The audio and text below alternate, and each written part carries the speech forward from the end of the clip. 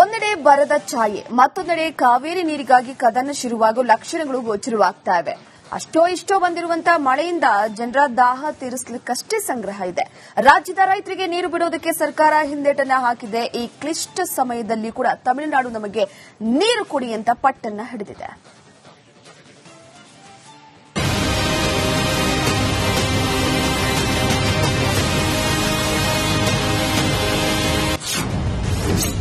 ಸಂಸತ್ತಿನ ಮುಂಗಾರು ಅಧಿವೇಶನದಲ್ಲಿ ಜಲ ಯುದ್ಧ. ಕರ್ನಾಟಕ ವರ್ಸಸ್ ತಮಿಳುನಾಡು ಹಿತಾಸಕ್ತಿ ಪಾಲಿಟಿಕ್ಸ್. ರಾಜ್ಯದಲ್ಲಿ ಬರಗಾಲ ಆವರಿಸಿದೆ. ರೈತರು ಪರದಾಟವನ್ನ ನಡೆಸ್ತಾ ಇದ್ದಾರೆ. 178 ತಾಲೂಕಿನಲ್ಲಿ 60% ಮಳೆ ಕೊರತೆ ಉಂಟಾಗಿದೆ. ಜಲಾಶಯಗಳಲ್ಲಿ 40% ನೀರಿದೆ.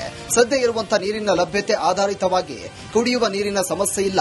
ಆದರೆ ಮುಂದಿನ ದಿನಗಳಲ್ಲಿ ಕುಡಿಯುವ ನೀರಿಗಾಗಿ ಹಾಹಾಕಾರ ಶುರುವಾಗಬಹುದು.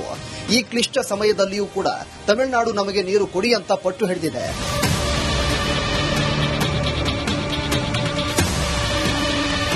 ಇಂದಿನ ಸಂಸತ್ನ ಮುಂಗಾರು ಅಧಿವೇಶನ ಪ್ರಾರಂಭ ಆಗಲಿದೆ. ಕಾವೇರಿ ಮತ್ತು ಮೇಕೆದಾಟು ಜಲಾಶಯ ಯೋಜನೆ ನಿರ್ಮಾಣದ ವಿಚಾರವಾಗಿ ತಮಿಳುನಾಡಿನ ಡಿಎಂಕೆ ಪಕ್ಷವು ಲೋಕಸಭೆ ಮತ್ತು ರಾಜ್ಯಸಭೆಯಲ್ಲಿ ನಿಲುವಳಿ ಸೂಚನೆ ನೀಡಿದೆ.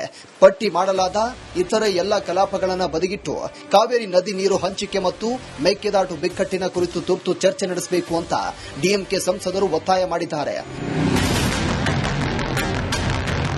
ಇನ್ನು ತಮಿಳುನಾಡಿನ ತಂತ್ರಕ್ಕೆ ಸಿಎಂ ಡಿಕೆ ಶಿವಕುಮಾರ್ ಪ್ರತಿತಂತ್ರವನ್ನ ಹೆಣಿತಾ ಇದ್ದಾರೆ. ಇಂದು ರಾತ್ರಿ ಸಿಎಂ ಡಿಕೆ ಶಿವಕುಮಾರ್ ದೆಹಲಿ ಪ್ರವಾಸ ಸಾಧ್ಯತೆ ಇದ್ದು ಮುಂಗಾರು ಅಧಿವೇಶನದಲ್ಲಿ ಕಾವೇರಿ ಪರ ದನಿ ಎತ್ತಿ ಅಂತ ರಾಜ್ಯದ ಸಂಸದರ ಜೊತೆಗೆ ಸಭೆ ನಡೆಸುವ ಸಾಧ್ಯತೆ ಇದೆ. ಮಾಡಲೇಬೇಕಾಗ್ತದೆ. ಅದಕ್ಕೆ ಟೈಮ್ ಫಿಕ್ಸ್ ಮಾಡಬೇಕು. ಆದಷ್ಟು ಜಲ್ದಿ 20ನೇ ತಾರೀಕಿನ ಅಸೆಂಬ್ಲಿ ಸೆಷನ್ ಇದೆ. ಮಧ್ಯದಲ್ಲಿ ಹೋಗಿ ಸಂಸತ್ ಸದಸ್ಯರಿಗೂ ಹೋಗಬೇಕು. ನಮ್ಮ ರಾಜ್ಯಕ್ಕೆ ಏನೇನು ಆಗಬೇಕು ಅನ್ನೋದು ಕೂಡ ಹೇಳಬೇಕು. ಅದನ್ನೆಲ್ಲ ಹೇಳಿ ಬರ್ತೀನಿ.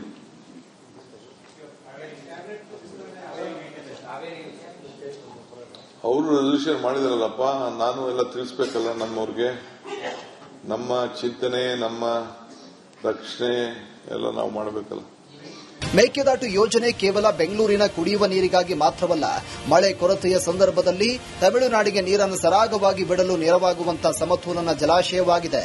ಇದರ ಅನುಷ್ಠಾನಕ್ಕಾಗಿ ತಮಿಳುನಾಡು ಅನಗತ್ಯವಾಗಿ ಅಡ್ಡಿಪಡಿಸ್ತಾ ಇದೆ ಅನ್ನೋದು ಕರ್ನಾಟಕದ ವಾದ. ಹೀಗಾಗಿ ಒಗ್ಗಟ್ಟು ಪ್ರದರ್ಶನ ಮಾಡಬೇಕು ಎಂಬ ಒತ್ತಾಯ ಸಚಿವ ರಾಮಲಿಂಗಾರೆಡ್ಡಿ ಮಾಡಿದ್ದಾರೆ.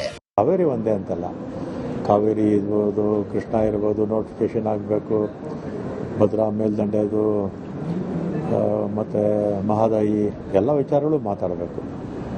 ಎಲ್ಲ ಮಾತಾಡಿದ್ರೆ ಒಗ್ಗಟ್ಟಾಗಿ ಪಕ್ಷಾತೀತವಾಗಿ ನಮ್ಮ ರಾಜ್ಯಕ್ಕೇನು ನ್ಯಾಯಯುತವಾಗಿ ಸಲ್ಲಬೇಕು ಅದು ಸಲ್ಲುತ್ತೆ. ಒಗ್ಗಟ್ಟಿದ್ರೆ ಬಲ ಇದೆ.